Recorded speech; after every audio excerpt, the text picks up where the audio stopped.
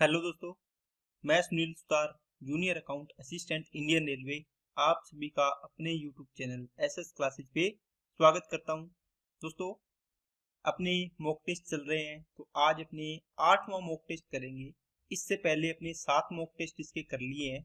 ठीक है, रेलवे के जो भी एग्जाम है, एएलपी, टेक्नीशियन, एसआई, जेई का, ठीक है, तो इन सभी के लिए सीबीटी 1 का कॉमन टेस्ट मैंने आपके लिए चलाया है। तो आप यहाँ से तैयारी कर रहे हैं तो आपने अगर डेली टेस्ट लगाए हैं रेगुलर तो आपको पता चल रहा होगा कि सवाल मैं बढ़िया से बढ़िया लेके आ रहा हूँ। सभी एग्जाम्स में आए हुए हैं, जैसे एएलपी में आए हुए, एनटीपीसी के, एसएससी के, जेई के, है ना। तो सारे मिक्स क्वेश्चन लेके आ रहा हूँ बढ़िया बढ़िया, ताकि कहीं से कोई भी क्वेश्चन एग्जाम में आ सकता है तो आपके लिए सुविधा हो जाए। तो चलिए दोस्तों, अब अपनी क्लास को स्टार्ट करते हैं।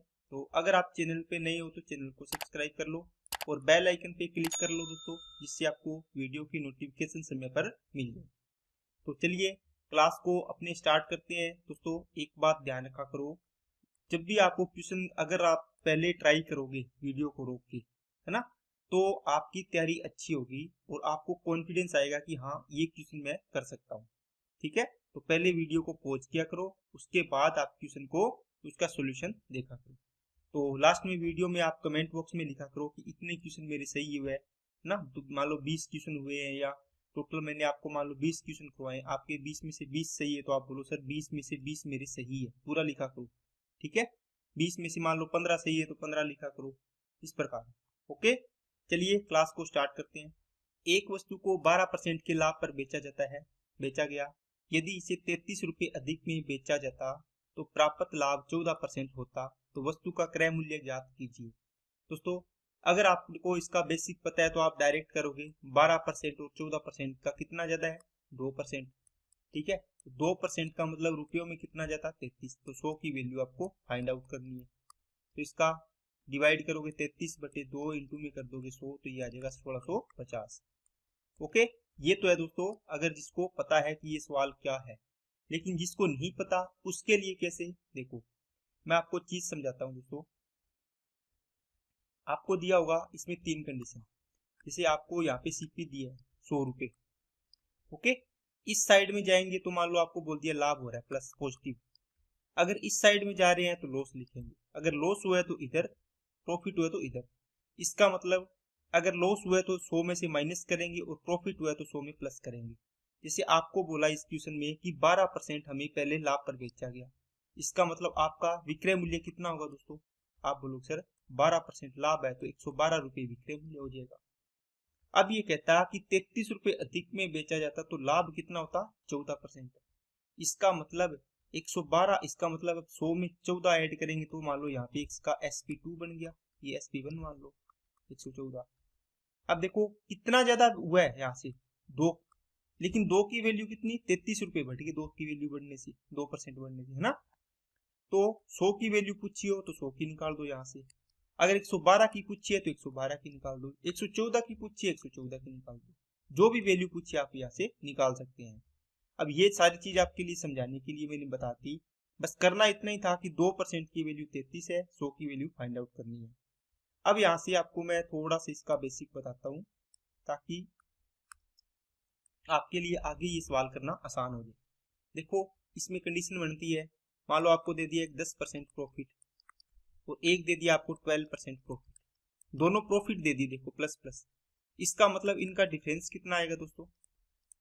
अब देखो इनका डिफरेंस आएगा, दोनों प्लस प्लस है तो 2% डिफरेंस। अगर एक, दोनों माइनस माइनस आ गए, मान लो इसको 20 कर देता हूँ और इसको 15 कर देता हूँ, ठीक है, दोनों में लॉस हो गया। इसका मतलब क्या होगा? दोनों में अंतर कितने का आएगा दोस्तों? 5% का। कितने का आएगा? 5% का। अब देखो एक प्लस है, 30% मान लो लाभ हो रहा है, और एक पे बोल देगा कि 5% हानि हो रही है। तो दोनों का डिफरेंस निकालना होगा तो कितना आएगा? दोनों को ऐड कर दो, 35% डिफरेंस आएगा।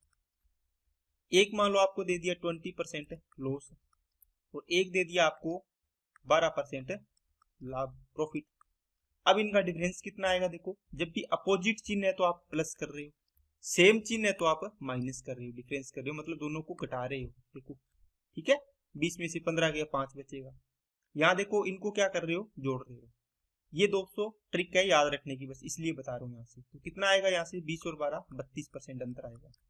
ठीक है, होता क्यों है आपको बताया है। 100 रुपये मान लो ये है, यहाँ से आपको अगर 12% लाभ हुआ है, इसका मतलब इसका विक्रय मूल्य कितना होगा 112। अगर बोल देते कि 14% लाभ होता, 15% लाभ होता, तो आप 115 लिखते विक्रय मूल्य, है ना। यहाँ से ये 15% प्रॉफिट पर, तो ये SP1। इनका अंतर कितना आएगा, देखो प्लस प्लस है, दोनों का अंतर करोगे तो 3% आ जाएगा, है ना। 3% लिख लो या 3 पार्ट लिख लो, रेशो में चल रही है बात। अगर यहाँ से अगर नेगेटिव में जाता कि 10% का लॉस हो रहा है, तो आप लिखते 90% वैल्यू। अगर आप बोलते कि 5% का लॉस हो रहा है, तो इधर जाता या यहाँ आता, देखो 5% का लॉस हो रहा है, मतलब 95 इसका विक्रय मूल्य होता। तो दोनों देखो इनका अंतर कितना आएगा, अब देखो 5 आएगा। समझ में आई क्या बात। ये परसेंटेज में लिख लो, सारी की सारी चीजें से सीधी लिख लो। अब एक माइनस में होगी, एक प्लस में होगी। अब देखो एक एग्जांपल लेता हूँ यहाँ से आपके लिए, देखो जैसे मान लो आपको बोल दिया कि एक वस्तु पर 20% का प्रॉफिट हो रहा है और एक पर 10% की हानि हो रही है। ओके, तो इनका डिफरेंस निकालना पड़ेगा। तो अब देखो 100 से एक वस्तु कितनी हो जाएगी 90 रुपये, क्योंकि 10% हानि हुई है तो 90 हो जाएगा इसका विक्रय मूल्य। और एक पर 20% का लाभ हो तो 120 हो जाएगा। अब देखो दोनों विक्रय मूल्य के बीच में अंतर कितना है, देखो अब देखो कितना आएगा 30 आएगा। अगर इसको मैं डायरेक्ट भी करता तो आपको बताया था एक प्लस है एक माइनस है, तो दोनों का अंतर कितना आएगा 30 आएगा। और यहाँ भी कितना आ रहा है 30 आ रहा है। ठीक है, चलिए नेक्स्ट पे। यदि पहली संख्या का 25% दूसरी संख्या के 50% का 1/3 है, मतलब 1/3 गुना है, तो पहली संख्या और दूसरी संख्या का अनुपात कितना है। दोस्तों जब भी आप ये सवाल करो, जैसे मान लो आपने पहली संख्या ए मानी, ए का 25% 1/4 लिखा करो डायरेक्ट, सोचा मत करो, बस 25/100 लिख के फिर काटोगे, इसका क्या मतलब है ना। क्योंकि आपको अगर जितनी स्पीड बनाओगे, जो चीज आपको आती है उसको स्पीड में यूज करो। दूसरी संख्या मान लो बी है, ठीक है, इसका बोल दिया कि 50% 1/2 लिखो डायरेक्ट, इसका 3 गुना, बस यहाँ से काट दो, ये 2 आ गया और ये क्रॉस मल्टीप्लाई करोगे तो A/B आ जाएगा। ये 3 दुए 6/1, तो 6:1 का इसका आंसर आ जाएगा। नेक्स्ट, A³ प्लस B³ का रेशियो है दोस्तों A³ माइनस B³, इसका ये दिया हुआ अनुपात है। आपको AB पूछा है, A/B। देखो इससे पहले आप एक चीज समझो, A+B/A-B है, मान लो दे दिया दोस्तों आपको 8/7। ठीक है, अब इसमें क्या दिया हुआ है दोस्तों, आपको A और B की वैल्यू निकालनी है।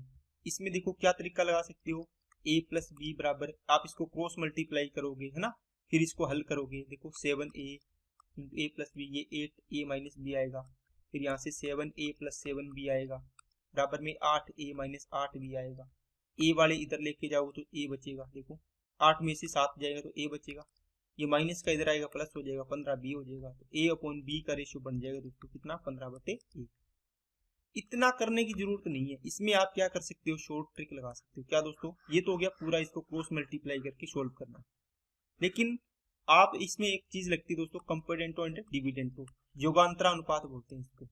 इसके यूज से आप इसको आगे लिख लेना, योगांतर अनुपात है। इसके यूज से आप इसको जल्दी कर सकते हो। कैसे, देखो इनको देखो पहले ऊपर दोनों को जोड़ना है, इन दोनों को, तो A+B, एक बार मैं आपको बता रहा हूँ पूरा, फिर इसको शॉर्ट में करेंगे, प्लस A - B, दोनों को जोड़ दे, देखो ऊपर और नीचे वाले को, तो नीचे इसको घटा दो, क्योंकि A+B में से अब ये घटा दो A - B। इसी प्रकार यहाँ कर दो, ऊपर तो इनको 8 और 7 जोड़ दो और नीचे 8 - 7 कर दो। क्रम का ध्यान रखना, 8 + 7 है तो 8 - 7 करना, ठीक है। अब देखो इसमें देखो A+B में ये A-B जोड़ा है, तो A+B में से A-B घटाया है मैंने। अब इसको सोल्व करोगे तो B से B कैंसिल, 2A बच गया। और नीचे वाले को देखो माइनस अंदर गुना होगा, ये माइनस हो गया, ये प्लस हो जाएगा, ये कट जाएगा, 2B बचेगा और बराबर में 15/1 हो जाएगा। 2 से 2 कट गया, देखो A और B का रेशियो कितना निकाला था आपने 15:1। अब आप इसको इतना लंबा नहीं करोगे, इसका स्क्रीनशॉट ले लेना वीडियो को रोक के। आपको क्या करना है दोस्तों, जब भी आपको दिया हो A+B/A-B, ठीक है, 8 कितना दे दिया 7, आप क्या करो इनको जोड़ोगे। देखो पहले वाला क्या है A, तो पहले ऊपर आएगा A, नीचे क्या आएगा B आएगा। वैसे 2A/2B आएगा, वो कट जाना है, आपको पता है। 8 और 15, 5 + 7 15 हो गया, और 8 में से 7 गया, 1 आ जाएगा, ये रेशियो आ गया, ठीक है। इसी प्रकार इसमें लगाओ A³ + B³ / A³ - B³ equal to 185 upon कितना आ जाएगा 158। अब देखो इसमें सेम है, ऊपर नीचे प्लस माइनस है, तो ऊपर क्या आएगा ए क्यूब आएगा, नीचे क्या आएगा बी क्यूब आएगा। इनको ऐड किया ऊपर, है ना, ऐड करेंगे 8 और 5 13, 8 और 5 13 और 1 14, 2 और 1 3 हो गए, और नीचे इनका डिफरेंस करोगे तो कितना आएगा 27 आएगा। अब देखो a अपॉन बी, ये किसकी क्यूब बन रहा है 7 की क्यूब बटे में 3 की क्यूब, तो इसका क्यूब रूट कर दो दोनों तरफ, तो कितना आ जाएगा 7 अपॉन 3, तो ये 7:3 इसका आंसर आ जाएगा। तो दोस्तों ये इतना प्रोसीजर मैंने इसलिए बताया है कि एक सवाल से आप बहुत सारे सवाल कर पाओ, ठीक है, ये ना हो कि आप टेस्ट लगा रहे हो बस जो सवाल आ गया वही कर पा रहे हो। नेक्स्ट, एक पिता एक कार्य को 8 दिन में पूरा कर सकता है, जबकि पुत्र उसी कार्य को 7 दिन में पूरा कर सकता है। यदि वे एक दिन छोड़कर कार्य करते हैं और पिता कार्य शुरू करते हैं तो कार्य को पूरा करने में कितने दिन का समय लगेगा। दोस्तों अल्टरनेट डे वाला सवाल है, इसमें एक फादर है और एक सन है, ये किसी काम को 8 दिन में तो ये 7 दिन में करता है। टोटल वर्क कितना आएगा 56 आएगा, 8 7 56, 7 8 56। अब दोनों प्रत्येक एक व्यक्ति पहले फादर काम करता है, दूसरे दिन सन आता है, फिर तीसरे दिन फादर फिर सन आता है, इसी प्रकार चलता रहता है। तो देखो यहाँ से पेयरिंग कितनी बन रही है, दो ही बंदे, दो की पेयरिंग बनेगी, इसका मतलब एक और एक कितने दिन हो गए 2, तो 2 दिन में बताओ काम कितना होगा 2 डेज में, बताओ एक दिन फादर करेगा 7 काम, एक दिन सन करेगा 8, तो टोटल कितना हो गया 2 दिन में 15 काम हो गया। अब इस 15 काम को मेरे को इस 56 के नजदीक लेके जाना है, कितने से मल्टीप्लाई करोगे 3 से, तो 3 से इधर कर दो, 6 डेज हो गए, और ये कितना हो गया दोस्तों 15 की ये 45 हो गए। अब बताओ कौन आएगा, देखो 3 के ग्रुप बन गए ना, फादर सन, देखो ये 15 का, ये 15, ये 15, ये 15, 45 हो गए। अब वापिस कौन आएगा यहाँ पे, देखो पूरा पूरा जब अपने पेयरिंग बनाते हैं तो जो शुरुआत करता है, कौन शुरुआत कर रहा है पिता, तो पिता आएगा यहाँ पे, तो फादर काम करेगा कितना 7 कर देगा, ठीक है, कितना दिन ले लेगा 1, तो कितना हो गया 52 काम हो गया, डे कितने हो गए 7। और आपको पता चल गया कि यहाँ से ये तीन ही ऑप्शन गायब हो गए, क्यों, क्योंकि 7 दिन तो यहाँ आगे अभी तक काम तो बकाया पड़ा है, तो इससे ऊपर वाला ही ऑप्शन आएगा, तो ये ऑप्शन इसका आंसर होगा। लेकिन पूरा कैसे करोगे, काम बचा हुआ है दोस्तों 52 हुआ है, 56 करना है, 4 काम बचे हैं, ओके। अब देखो किसकी बारी आएगी, फादर ने कर दिया, अब आएगा सन। सन कितना करता है 8 काम करता है दोस्तों एक दिन में, कितना काम करता है एक दिन में करता है दोस्तों 8 काम, लेकिन करना कितना है 4 ही, आधा करना है तो आधा दिन लेगा, ठीक है, तो ये आधा दिन इसमें ऐड कर देंगे, तो कितने दिन हो गए 7 और आधा 7.5 दिन, ओके। नेक्स्ट, 4 वर्ष बाद एक परिवार के 2 सदस्यों की आयु कुल आयु 64 वर्ष होगी। 4 वर्ष पहले उनकी आयु का अनुपात 3:1 था, उन दोनों में से छोटे वाले की आयु ज्ञात कीजिए। देखो आपको बताए हुए 3 चीजें बना लो, जो भी बोला है वहीं पर लिख दो। 4 वर्ष बाद है तो बाद की बात कर रहे हैं, मतलब प्लस 4 साल, इनकी आयु का योग 64 है, 64 है दोस्तों, है ना, यहाँ पे 64 है 4 साल बाद। 4 वर्ष पहले इनकी आयु का अनुपात, तो 4 साल पहले इनकी आयु का अनुपात दोस्तों कितना है 3:1, तो जिसका रेशियो बड़ा है वो बड़े वाला व्यक्ति होगा, जिसका रेशियो छोटा है वो छोटा वाला होगा, छोटे की आयु ज्ञात करनी है, ठीक है। अब देखो जो रेशियो है ना वहां पर ले जाओ इसको, या इस रेशियो को यहाँ लाओगे तो भी ला सकते हो, 2 तरीके हैं। इसको यहाँ लेके जाओगे, एक व्यक्ति बताओ यहाँ से यहाँ तक कितना गैप आया है, 8 साल का गैप आया, 4 और 4 8, ओके। इसका मतलब एक व्यक्ति है तो 8 साल पीछे जाएगा, 2 है तो 8 दोनों के 8 साल पीछे जाओगे, तो 16 साल माइनस करो यहाँ से, कितना बचेगा 48 दोनों का योग, मतलब 8 साल पहले दोनों की आयु का योग 48 था, लेकिन रेशियो में कितना था 4 की वैल्यू 48, कितना गुना है 12, तो ये भी 12 गुना गया, 12 3 36, और ये 12 एकम 12। आपको पूछा है उन दोनों में से छोटे वाले की आयु ज्ञात कीजिए। देखो इसमें आपको बोलना चाहिए था परसेंटेज ज्ञात कीजिए। देखो अगर 4 साल पहले की पूछे तो 12 आएगी, प्रेजेंट पूछेगा तो 4 साल इसमें ऐड कर दो, ये प्रेजेंट की बन गई। 4 साल बाद की पूछेगा तो ये 4 ऐड करो, 20 साल आएगी, ओके। तो 12 साल भी है उसमें 16 भी है, तो आपको राइट आंसर इसका 16 होना चाहिए, ठीक है। वह इसे यहाँ पे देना चाहिए कि प्रेजेंटेज, अगर कुछ ना दिए तो प्रेजेंटेज ही अपने को आंसर देना होता है। नेक्स्ट, 4 संख्याएं ABCD इस प्रकार है कि उनका कुल कितना है 39 है, तो दोस्तों A plus B plus C plus D total कितना आ गया 39 इंटू 4 156 हो गए। A और B का एवरेज कितना है A प्लस B का, ये एवरेज आ गया दोस्तों 29.5, दो संख्याओं का एवरेज इतने तो टोटल बना लो इसका 58 और 1 उनसे 59 हो गया। इन दोनों को घटा दो तो सी प्लस डी का टोटल बच जाएगा। कितना आ गया 7। 14 में से 5 गया 9। ये टोटल है दोनों का, 2 से डिवाइड करके एवरेज निकाल दो दोनों का, तो 48.5 इसका आंसर आ जाएगा। नेक्स्ट, राम एक टॉय ट्रेन पर निश्चित दूरी तय करता है। दोस्तों ये सवाल मोस्ट इंपॉर्टेंट है, इसको करने की कोशिश करो पहले वीडियो को रोक के, ताकि आपका पता चले कि आप इस क्वेश्चन को कर पा रहे हो या नहीं कर पा रहे हो। ठीक है, बहुत जबरदस्त सवाल आया हुआ है, और देख लो एनटीपीसी के अंदर आया हुआ है सवाल। यदि ट्रेन की चाल 8 किलोमीटर प्रति घंटा अधिक होती तो उसे यात्रा करने में 20 मिनट कम समय लगता। यदि चाल 4 किलोमीटर प्रति घंटा कम होती तो इसे यात्रा करने में 40 मिनट अधिक समय लगता। तय की गई दूरी ज्ञात कीजिए। देखो क्या दिया है दोस्तों, इसमें होता है कि स्पीड अगर ज्यादा कर दी तो टाइम क्या लगेगा दोस्तों, टी की वैल्यू टाइम ये लगेगा कम। अगर स्पीड कम होगी तो टाइम क्या लगेगा, ज्यादा लगेगा। अब इसको कैसे समझ सकते हो, आप मान लो बाइक लेके जा रहे हो, ठीक है, बाइक से मान लो आपने 60 की स्पीड से जा रहे थे, मैक्सिमम 60 ही होती है, आपको मान लो 3 घंटे लगने थे। ओके, इतनी दूरी थी, 60 किलोमीटर 60 की स्पीड से जा रही हो। अगर आपने 40 की स्पीड से जा रहे हो तो वही दूरी तय करने में कितना टाइम लगेगा। देखो यहाँ से दूरी निकल जाएगी 60 × 3 180, और इसी दूरी को 4 घंटे 40 की स्पीड से तय करना है तो कितना टाइम लगेगा, 4 चौके 16 4 5 20 4.5 घंटे लगेंगे। देखो दूरी 60 थी तो 3 घंटे, दूरी कम हुई तो टाइम देखो बढ़ गया, दूरी कम हुई तो सॉरी स्पीड कम हुई तो टाइम क्या हो गया, बढ़ गया।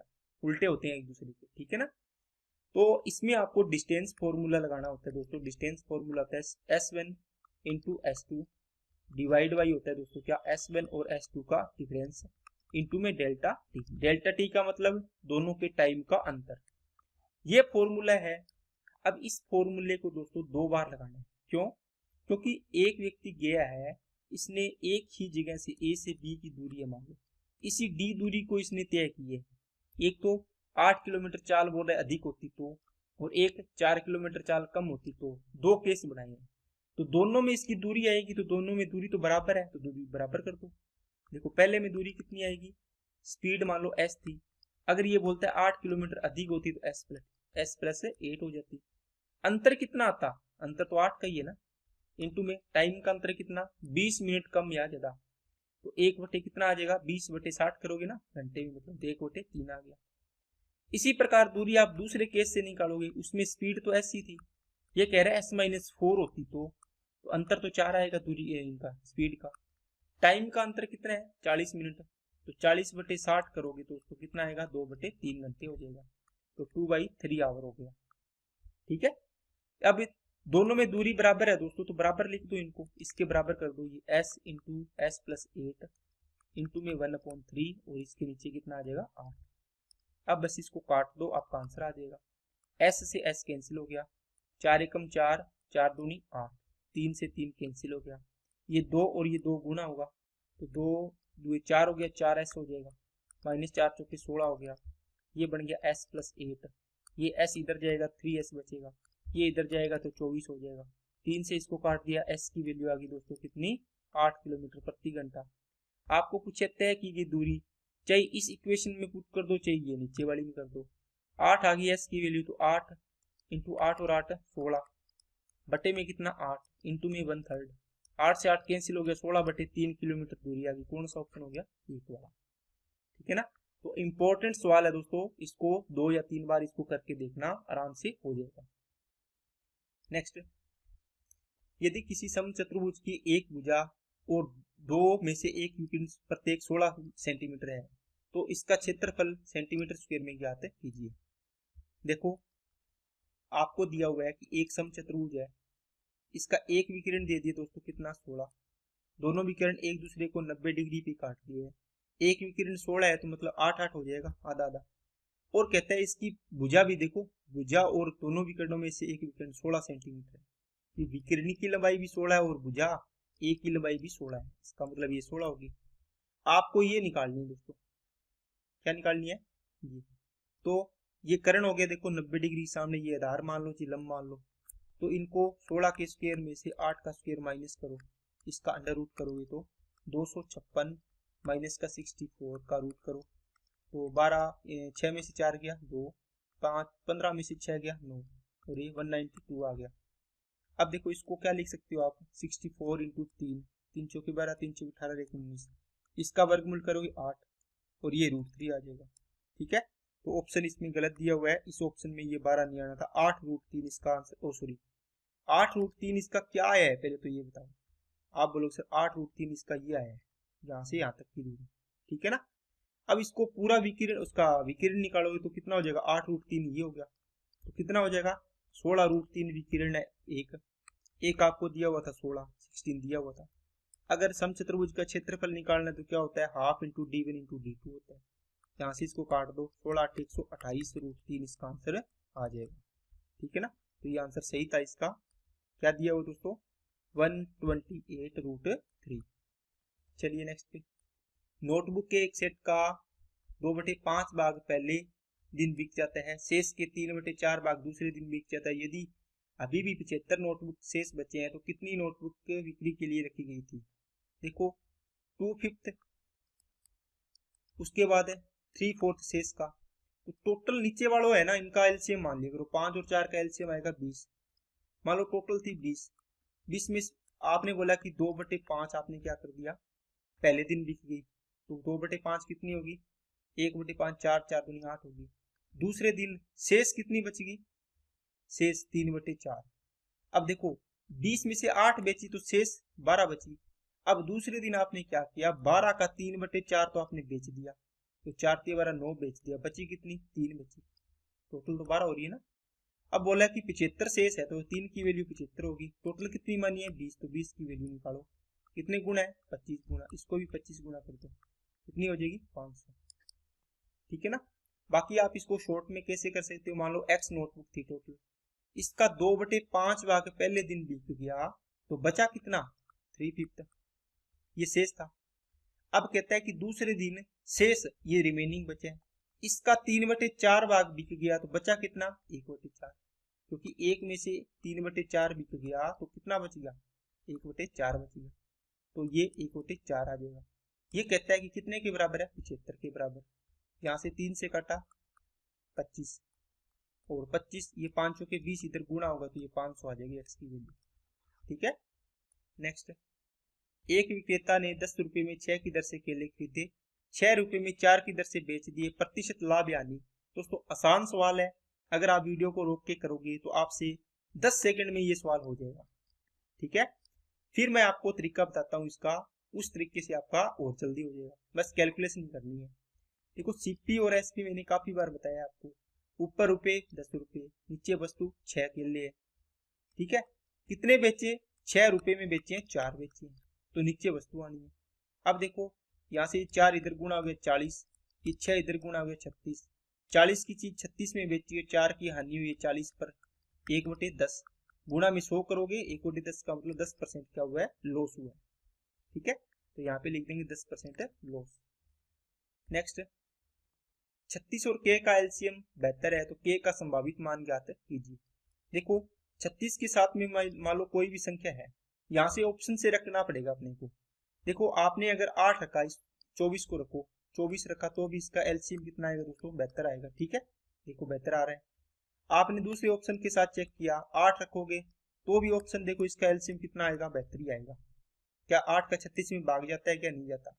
तो इन दोनों के लिए कौन सी संख्या है जिसकी जो 72 ही होगी, जो डिवाइड होगी दोनों से, 36 गुना 72, 8 नहीं 72।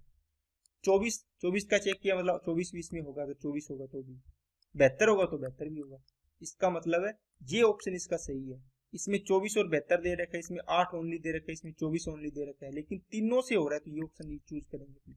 ठीक है, नेक्स्ट, x रेशियो 1/18 समानुपात 3/5 दोस्तों, और अनुपात दे रखा है 5/9, बाहर वालों का गुणा अंदर वालों का गुणा, x इंटू 5 बटे कितना आएगा 9 बराबर 1/18 इंटू 3/5, तो 3 छिके 18, 3 3 9 और 3 दूनी 6, तो x की वैल्यू निकालनी कितनी आएगी दोस्तों, 3 आएगा ऊपर और 5 दूनी 10, 10 5 50, तो 3/50 इसका आंसर आएगा। नेक्स्ट, एक निश्चित साधारण ब्याज की दर से 800 रुपये की राशि 3 वर्ष में बढ़कर 920 होगी, तो यदि ब्याज की दर 4% की वृद्धि होती तो राशि बढ़कर कितनी हो जाती। दोस्तों देखो, ये सवाल बिल्कुल सिंपल है। वैसे तो अगर आपको ट्रिक इसका बेसिक पता है तो करना क्या है, 4% की वृद्धि होती एक साल में, 3 साल तक वृद्धि करनी थी, 4×3 12% और निकाल दो इसका, किसका, 800 का। तो 12×8 96 रुपये इसमें ऐड कर दो, 6 1 9 1 10, 1016 इसका आंसर आ जाएगा। बस इतना ही सवाल है। बाकी आप दोस्तों इसकी रेट निकाल के भी कर सकते हो। दोस्तों ये सवाल ऐसा है कि 800 रुपये पर आपने 8% की दर से 3 ईयर का जो अमाउंट आया है, अमाउंट मतलब दोस्तों कितना, मिश्र धन 920 रुपये है। यहाँ से आप इसका रेट परसेंट निकाल सकते हो। अब कहते हैं 800 रुपये पर अगर R+4% होती दर तो 3 साल में अमाउंट कितनी होती। देखो दोस्तों बाकी चीजें सारी सेम है। आपने देखा कि ये R% है, लेकिन 4% एक्स्ट्रा है, तो 4% का आप निकाल के और जोड़ दो इसमें बस। तो 800 का 4 थी, एक साल का 4% तो 3 साल का 12% आ गया, है ना। इसका 800 का 12% निकालो, कितना आएगा, 12×96 रुपये। ये इसमें ऐड कर दो, ये एक्स्ट्रा और होते तो इसमें ऐड करो, 1016 आंसर आ जाएगा। अगर दर निकालनी है 800 रुपये का राशि 920 होगी, कितने रुपये ब्याज मिला, 120, कितने साल में, 3 साल में, एक साल में कितना आएगा, 40 रुपये। तो 40 रुपये ब्याज मिले 800 पर, गुना में कितना आएगा, 100, यहाँ से 0 कट गई, 8×5 40, तो दर कितनी थी, 5%। तो मतलब यहाँ पर आपने 5% की दर से इतना ब्याज लेके मिश्र धन इतना मिला। अगर अब आपको बोले इसमें 4 और जोड़ दो तो यहाँ से 9% की दर से निकालोगे, आंसर सेम आएगा, लेकिन ट्रिक से करोगे तो आपको जल्दी हो जाएगा। नेक्स्ट, राजन की शादी 8 साल पहले हुई थी, तब उसकी वर्तमान आयु की 5/6 थी। उसकी शादी के समय उसकी बहन की आयु उससे 10 वर्ष कम थी। बहन की वर्तमान आयु ज्ञात कीजिए। बहुत इंपॉर्टेंट और अच्छा सवाल है दोस्तों, वीडियो को रोक के करने की कोशिश करो, ठीक है। ये जो आयु वाले सवाल है इसमें कंफ्यूजन होती है, लेकिन मैं आपको तरीका बताता हूँ, उससे आपको कभी भी कोई ट्रिक इसके अंदर दिक्कत नहीं आएगी। ओके, एक बार ढंग से सीख लेना इसको। राजन की शादी 8 वर्ष पहले हुई थी, ठीक है। यहाँ मान लो दोस्तों इसकी मैरिज हुई, यहाँ पे आज की बात कर रहे हैं अपनी टुडे की, ठीक है। और यहाँ से यहाँ तक का गैप कितना है, 8 वर्ष का, 8 ईयर का। अब कहते हैं उसकी वर्तमान आयु, उसकी यहाँ पे लिखना था उसकी शादी के समय की आयु की उसकी बोलता है कि उसकी वर्तमान आयु की, देखो यहाँ पे पूरी लाइन आनी थी, उसकी शादी के समय की आयु, वर्तमान आयु की 5/6 है।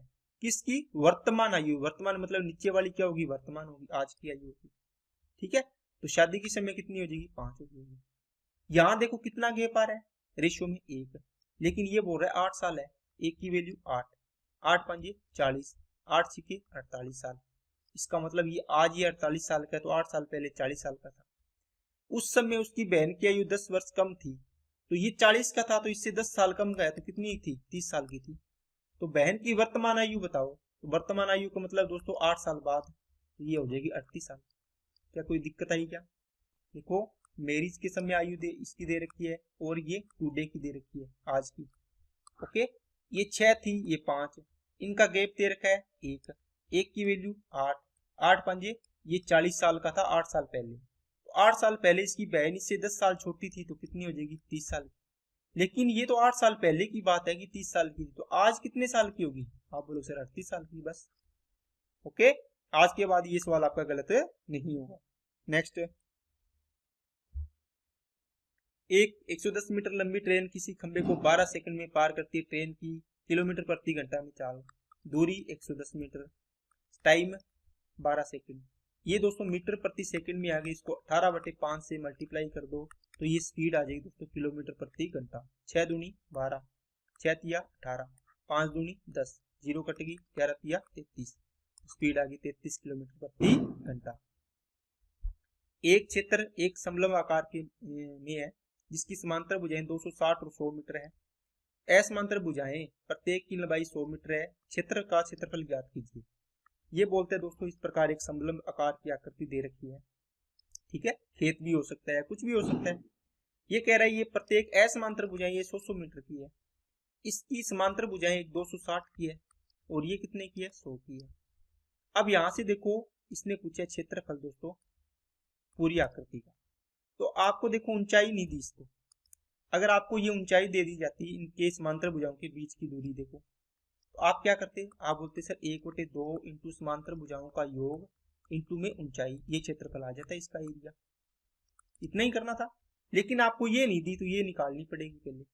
तो बताओ यहाँ से यहाँ तक तो 100 है, ये देखो ये समांतर है इसके, ठीक है। तो ये दोनों अगर आपने इसमें लंब डाल दिए तो ये बराबर होगी, ये 100 है तो ये भी 100 होगी। तो 260 में से 100 माइनस कर दो, कितनी बच गई 160। तो 80 ये होगी, 80 ये होगी। क्या बात समझ आ गई क्या?